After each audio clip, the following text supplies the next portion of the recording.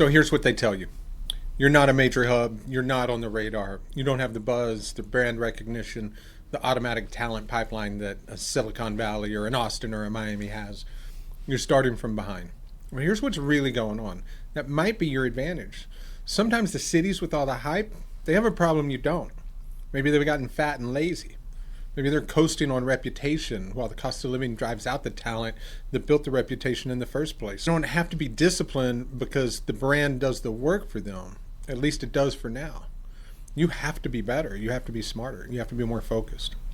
Because nobody's moving to your city by accident. Nobody's showing up because they read about you in a magazine.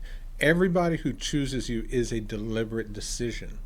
That discipline is worth more than the hype. The cities that figure this out build something that lasts.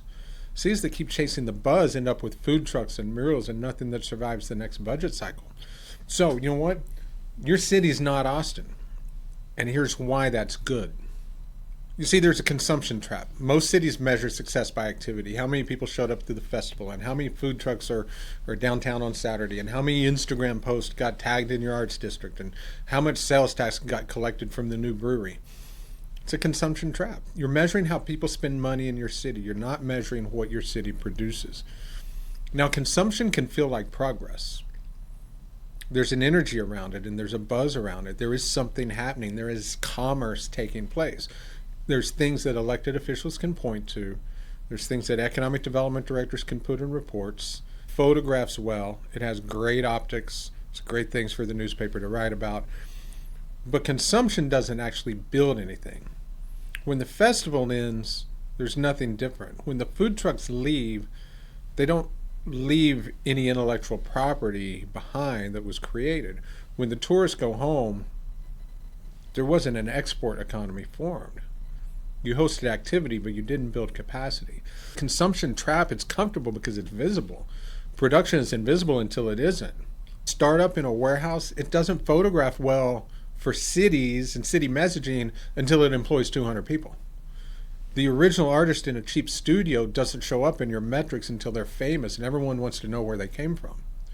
Cities that measure consumption optimize for consumption. Consumption doesn't compound, it just repeats. So ask yourself about exporting instead, especially if you're an underdog city. This is the question that matters to you. What do you produce that the rest of the world wants to buy? Not what you consume, not what you attract. What do you make that gets sold somewhere else? An export economy creates intellectual property. It creates products and services and content, technology. These things leave your city and generate revenue from somewhere else that flows back to you. It builds wealth, it compounds, it grows. Consumption economy just recirculates the same money. Local spend businesses that spend money on rent that goes to landlords that spend money at other local businesses. It's a closed loop. No new wealth is created. It's just movement. The major hubs survive on consumption because their brands attract this constant flow of new money. Tourists and transplants and investors. The brand does the work. But if you're an underdog city, you don't have that. Consumption is a trap for you in a way that it's not for them. Every dollar that you spend on vibrancy initiatives that don't lead to production is a dollar that evaporates when the subsidy stops. Build for export. It's that constraint which can keep you focused. The hype cities can afford to be distracted. Underdog cities can't. But here's what you have that a place like Miami don't have. You have no room for waste. You're not on the radar. You can't afford to spend $40 million building an innovation district that doesn't produce anything. You can't vibrancy theater or creative placemaking that is really just public art and a press release. Be ruthless about what actually works. And that ruthlessness can be your competitive advantage. But you have to have the will to do it. The biggest assets that a city can have for economic development is will, and it's one of the things most lacking in local economic development, especially in underdog cities. See, the hype cities, they get to be sloppy because they can afford to be. They can throw money at some things, and some of it's going to stick because the brand is going to keep doing the work. They don't have to be as disciplined as you. But that discipline is going to build a tighter and more focused and resilient economic engine than those cities that are coasting on their reputation have. And that's what makes you dangerous. Willingness to kill what used to work. Cities really precious about their legacy industries. That factory that used to employ the town, sector that defined the region for 50 years, the identity that shows up on a welcome sign. Underdog city that commit to production, disrupt yourself. That export engine that worked 20 years ago, it might be dead weight now. The industry cluster that you built your reputation on might be holding you back from building the next one that you might have the opportunity to do. Your underdog advantage only works if you have the will to use it.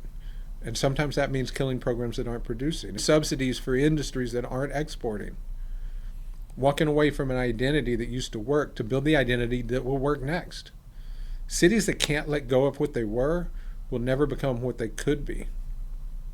You've got to build an export engine.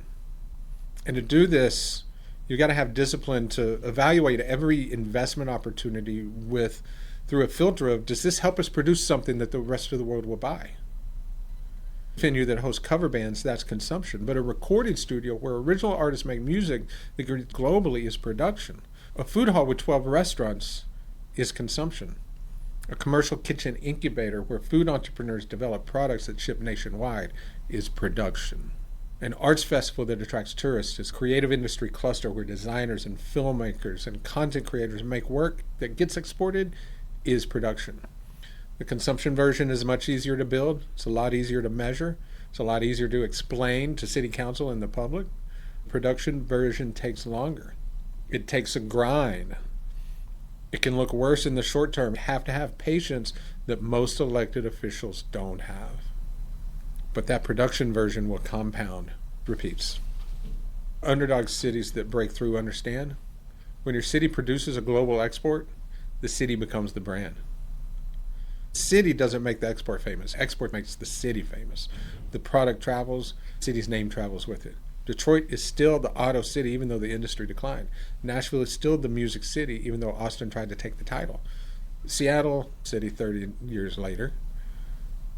These reputations were built by production, not consumption. By things that got created in those cities and then exported to the world. The world consumed what those cities produced.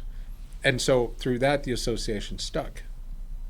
The world knows these cities because of what was made there. Not because of a festival or a food hall, but because of the things that they produced. It's soft power. And soft power can compound in a way consumption doesn't. If you're an underdog city and you're focused on production, that's going to build your reputation. And that reputation will attract more producers. More producers will create more exports, and more exports will strengthen your reputation. So, let's do it.